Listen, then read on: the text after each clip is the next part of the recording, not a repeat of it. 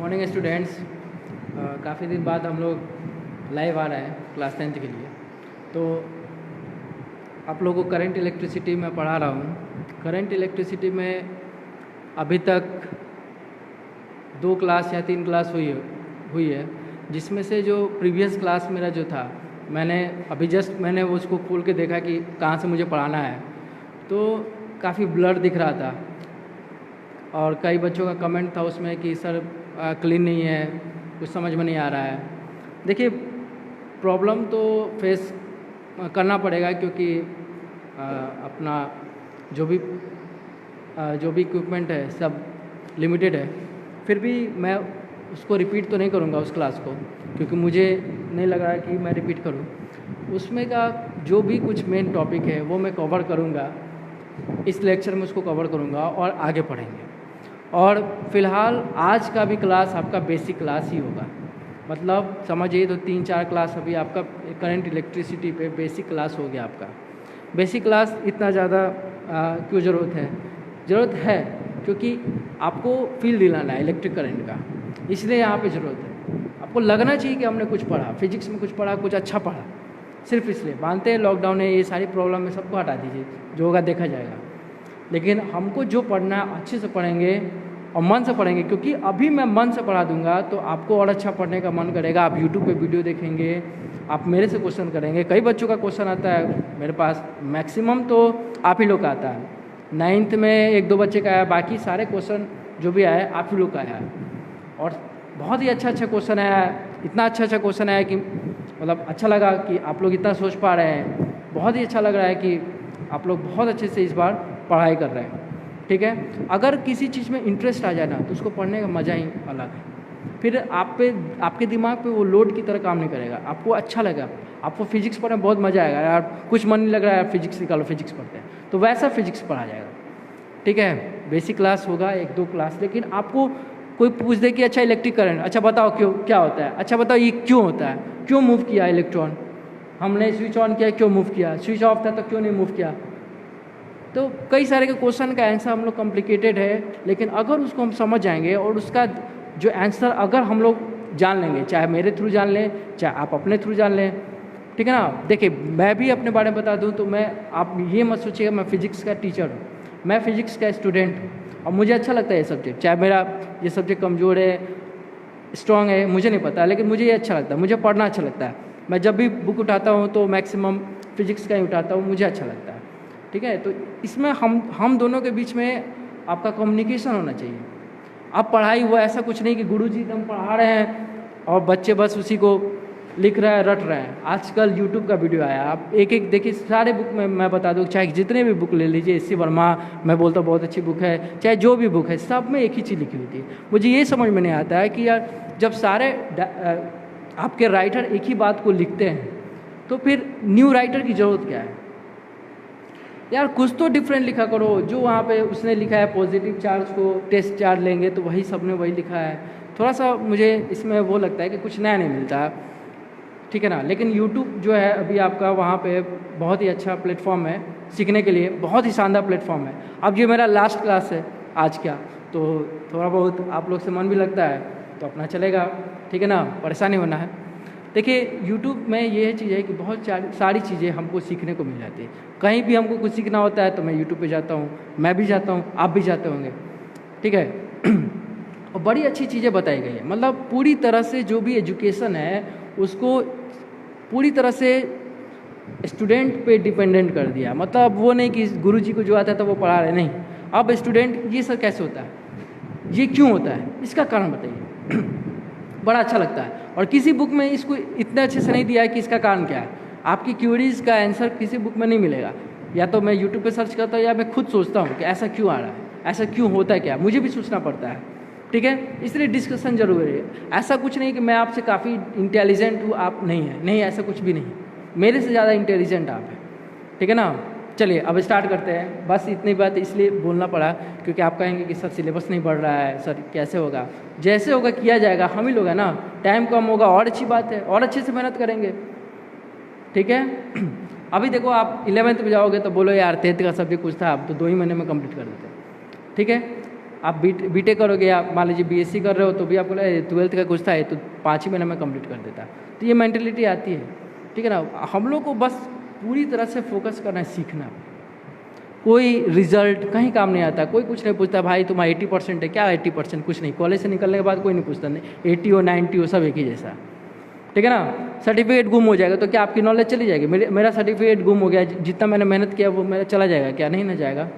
तो सीखना बहुत ज़रूरी है। और रियली मतलब ये सब्जेक्ट जो है बहुत ही इंटरेस्टिंग सब्जेक्ट है, तो इसमें हम लोग सीखेंगे, नए नए पॉइंट को सीखेंगे। चलिए स्टार्ट करते हैं।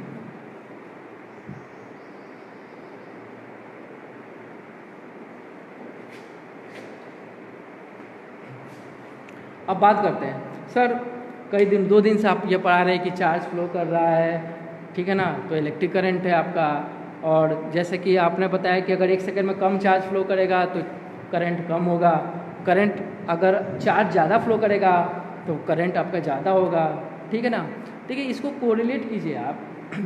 जैसा कि मान लीजिए कोई पाइप पानी का फ्लो हो रहा है, ठीक है ना।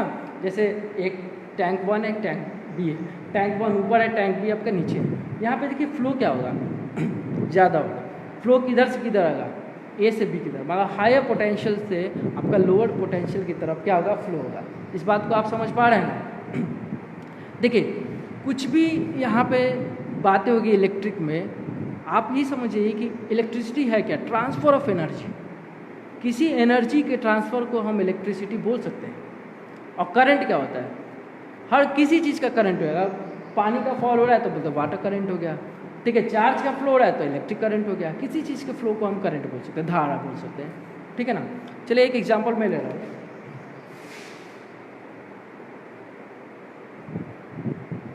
देखिए आटा चक्की में आप गए होंगे, ठीक है ना। ऐसा बेल्ट आपने देखा होगा कि यहाँ पे जनरेटर से आपके हिसाब को जोड़ देता है। मान लीजिए मोटर हो गया, इसी को मोटर मान लीजिए, और ये दोनों क्या हो गया, यहाँ से जनरेटर जोड़ दिया, ये रोटर हो गया, ये रोटेट करते हैं और ये जो आपका बेल्ट है इधर से उधर जाता है ना। चलिए इसका यूज जो हम लोग सबसे यहाँ पे करते हैं, इसका हम यूज करते हैं मेटल इंडस्ट्रीज़ में, जहाँ पे किसी बड़ी सामान को हमको क्या करना, भेजना होता है। जैसे मान लीजिए सीमेंट इंडस्ट्रीज में क्या करते हैं, इस बेल्ट को, ये बेल्ट जो काम करता है, कोई पार्टिकल ये है उसको बी पहुँचाता है। कैसे पहुँचाता है? यहाँ पर रख दीजिए, सीमेंट का रख दिए, बोर्ड आइटम स्टैक रख दिए, ये बेल्ट मूव करेगा, यहाँ पर उसको क्या करेगा, गिरा देगा। मतलब ये क्या कर रहा है, कोई भी एनर्जी को ट्रांसफ़र कर दे रहा है, ठीक है। अपने स्टेशन पे देख लिए एस्केलेटर लगा हुआ है, ठीक इसी को एस्केलेटर की तरह काम हो रहा है। मतलब देखिए कि यहाँ से जो कुछ कंटिन्यू जा रहा है, ये फिर वहीं पे वापस आ रहा है। यहाँ से स्टार्ट हो रहा है फिर वापस आ रहा है। आपको दिख रहा होगा कि वहाँ पे सीढ़ी ऊपर की तरफ जा रही है, लेकिन आपको ये नहीं दिखता कि नीचे की तरफ बेल्ट हो जाता है और फिर नीचे की तरफ जाती है। मतलब एनर्जी का ट्रांसफर तभी होगा जब यहाँ से कोई आपका बेल्ट इधर जा रहा है और फिर वापस आ रहा है। मतलब मैं कहने के यही चाह रहा हूँ कि कंटिन्यू होना चाहिए। अच्छा एक सोचिए, मैंने इसको तोड़ दिया, बेल्ट को टूट गया, ये बताइए क्या ये यहाँ से यहाँ तक जो सीमेंट को या कोयला को, कोल को, जो भी इधर से वहाँ पे बीक की तरफ ले आता है, क्या ये ले पाएगा? आप बोलेंगे सर क्यों नहीं ले पाएगा, यहाँ से यहीं से मतलब है, इससे क्या नीचे वाले से क्यों मतलब? अरे भाई नीचे वाले से मतलब नहीं है, यहाँ पर बेल्ट ही टूट जाएगा, ये काम ही नहीं करेगा। एस्केलेटर का बेल्ट टूट जाए तो वो काम करेगा क्या? सीधे नीचे गिर जाएगा, ठीक है ना। मतलब एनर्जी का ट्रांसफ़र कैसा होना चाहिए? कंटिन्यू होना चाहिए। और एनर्जी को ट्रांसफ़र कौन कर रहा है? बेल्ट कर रहा है। ठीक इलेक्ट्रिक करंट में एनर्जी को ट्रांसफ़र कौन करता है? सर्किट करता है। एनर्जी को ट्रांसफ़र करने का काम कौन सा करता है? सर्किट करता है, ठीक है ना। अब सर्किट को हम क्लोज कर देते हैं, सर्किट को ब्रेक कर देते हैं, ठीक है। जब भी सर्किट को अगर हम ओपन करेंगे तो ओपन करेंगे, इसका मतलब हो गया कि यहाँ पे कंटिन्यूटी को हम लोग डिस्टर्ब करते हैं। कंटिन्यूटी को डिस्टर्ब कर दिए तो उसको बोलते हैं सर्किट ओपन है। सर्किट क्लोज, सर्किट क्लोज का मतलब कंटिन्यूटी बना हुआ है। थोड़ा सा यहाँ पे मिसअंडरस्टैंडिंग है, सर हम लोग फ़ैन ऑन करेंगे तो ये बोलेंगे ना कि ओपन कर दिया सर्किट। नहीं भाई, सर्किट ओपन नहीं किया आपने, फ़ैन ओपन किया मतलब सर्किट क्लोज कर दिया। समझ में आ रहा है ना। अगर सर्किट क्लोज करेंगे तो बल्ब ग्लो करेगा, सर्किट ओपन कर देंगे तो बल्ब ग्लो नहीं करेगा। मतलब यहाँ पे जो एनर्जी का फ्लो है उसको अगर हम रोक देंगे, कहीं से ब्रेक कर देंगे तो आपका वो वर्क नहीं करेगा। इसका मतलब ये हम समझ रहे हैं कि सबसे पहले इलेक्ट्रिक करंट के लिए सबसे पहला चीज़ ज़रूरी है कंटिन्यूटी और एक इक्विपमेंट जो कि बेल्ट दे रहा है तो आपका सर्किट दे रहा है। चलिए एक कंडक्टर में लेता हूँ, ये आपका कंडक्टर है, मान लीजिए कॉपर का कॉपर है आपका। अच्छा, एक चीज़ आपको याद है, मैंने कई बच्चों का इस पे ही बार बार क्वेश्चन आया है, आपको मैंने एक चीज़ बताया था कि अगर इलेक्ट्रिक फील्ड का डायरेक्शन इधर, तो पॉजिटिव चार्ज का डायरेक्शन उसी डायरेक्शन में, नेगेटिव चार्ज का डायरेक्शन अपोजिट डायरेक्शन, ये हमेशा याद रखिए। मान लीजिए कॉपर में कई सारे एटम्स होंगे, कई सारे एटम्स होंगे ना जी, कॉपर है तो कई सारे एटम्स होंगे, ठीक है ना। देखिए कुछ मेटल जो होता है उसमें फ्री इलेक्ट्रॉन्स होता है। जब भी आप सॉलिड की बात करेंगे, सॉलिड में इलेक्ट्रिक करंट फ्लो होता है उसमें फ्री इलेक्ट्रॉन्स के कारण। फ्री इलेक्ट्रॉन्स वैसे इलेक्ट्रॉन्स होते हैं जो बॉन्डिंग में पार्ट नहीं लेते हैं, जो बॉन्डिंग नहीं बनाते हैं, ठीक है ना, लोन पेयर टाइप का आपने पढ़ा होगा। लेकिन वो जो आपका लोन पेयर है उसको वैलेंस बॉन्ड बोलते हैं, वो वैलेंस बॉन्ड में रहता है। जब हम एनर्जी देते हैं तो एक्साइटेड स्टेट में जाता है, ठीक है ना। लेकिन किसी किसी मेटल में सफिशिएंट अमाउंट में फ्री इलेक्ट्रॉन होता है। मान लीजिए कि ये कॉपर है, ठीक है, यहाँ पे कॉपर का आपका एटम्स है। अगर मैं इलेक्ट्रिक, इसको मैं सोर्स से जोड़ दिया, किससे जोड़ दिया, सोर्स से जोड़ दिया, तो यहाँ पर जब सोर्स से जोड़ दिया, मान लीजिए इलेक्ट्रिक फील्ड का डायरेक्शन ये रहा, मान लीजिए इलेक्ट्रिक फील्ड का डायरेक्शन ये रहा, तो ये बताइए ये इलेक्ट्रॉन जो है वो किधर मूव करेगा, तो ये सारे इलेक्ट्रॉन किधर मूव करेंगे, ये है क्या, इलेक्ट्रॉन है, ठीक है ना। कहाँ से निकला, तो कुछ फ्री इलेक्ट्रॉन्स मेटल में अवेलेबल होते हैं, या अगर कोई एटम है न्यूट्रल है, ठीक है ना, एक्साइटेड स्टेट में वो अपना एक इलेक्ट्रॉन लूज कर दिया, तो वो इलेक्ट्रॉन किस में आ गया, फ्री स्टेट में आ गया, तो उसको उसकी डायरेक्शन पता है। मतलब हम ये कह रहे हैं कि इलेक्ट्रिक करंट जो है कंडक्टर में कौन सा कैरियर है, इसका कैरियर कौन सा है, इलेक्ट्रॉन। कैसा इलेक्ट्रॉन, फ्री इलेक्ट्रॉन्स, जो बॉन्ड बनाते हैं वो इलेक्ट्रॉन्स पार्ट में लेते हैं। यहाँ पर समझ में आ गया, ये केवल सॉलिड के लिए। अब मैं बात करता हूँ लिक्विड के लिए।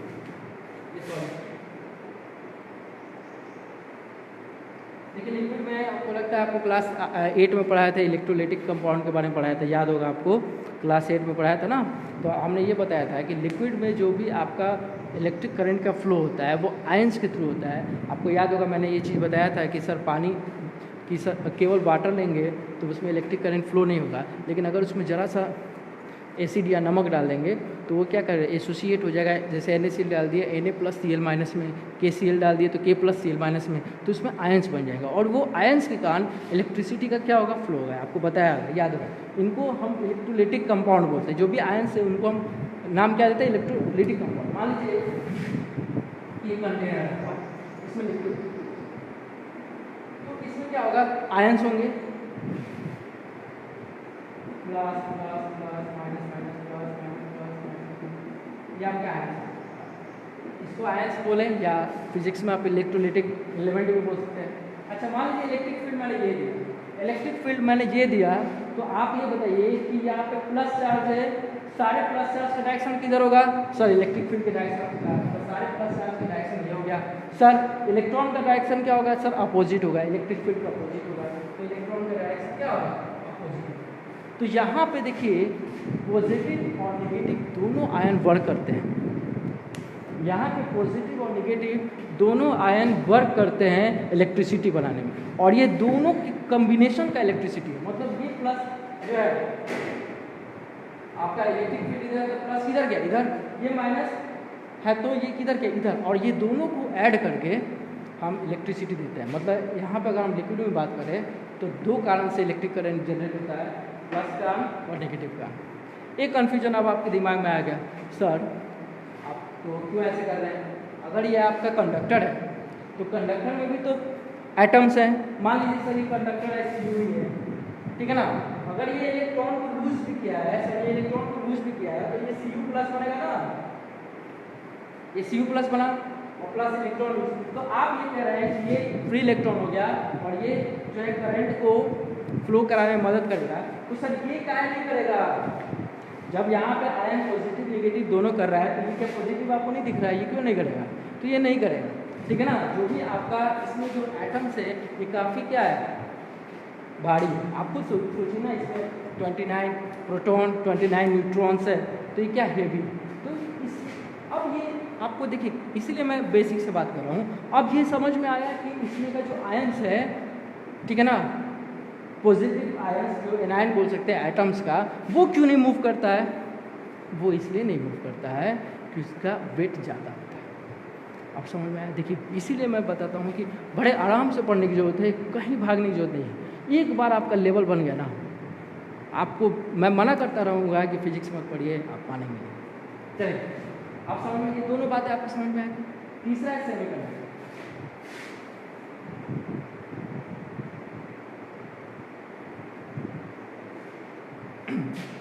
देखिए सेमीकंडक्टर में जो इलेक्ट्रिसिटी का फ्लो होता है वो दो कारण से होता है, इलेक्ट्रॉन्स और होल्स के कारण से। होल के कंसेप्ट में आप पढ़ेंगे सेमीकंडक्टर फिजिक्स में पढ़ेंगे, ठीक है ना। एक्चुअली होल्स मूव नहीं करता है, ठीक है ना, लेकिन होल्स और नेगेटिव चार्ज दोनों की तरह से उसमें क्या होता है, गैस। सर गैसेज में बताइए तो। अच्छा सुनिए, मैक्सिमम हमारे चारों तरफ गैसेज क्या है, इंसुलेटर है, तो मैक्सिमम गैसेज तो आपके इंसुलेटर है। अब याद कीजिए, रिलेट, देखिए पढ़ाई को भूलना नहीं है, रिलेट कीजिए।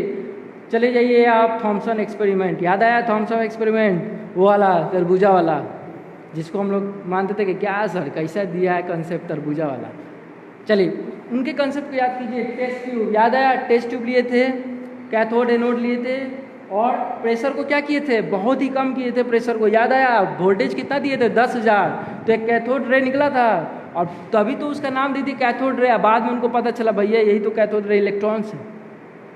तो इसका मतलब ये हुआ कि गैस में भी इलेक्ट्रिक करंट आ सकता है, लेकिन कब, जब प्रेशर बहुत ही कम हो और पोटेंशियल डिफरेंस 10,000 से ऊपर, ठीक है ना, जिसको कैथोड रे हम बोले थे, लेकिन एक्चुअल में वो इलेक्ट्रॉन निकला।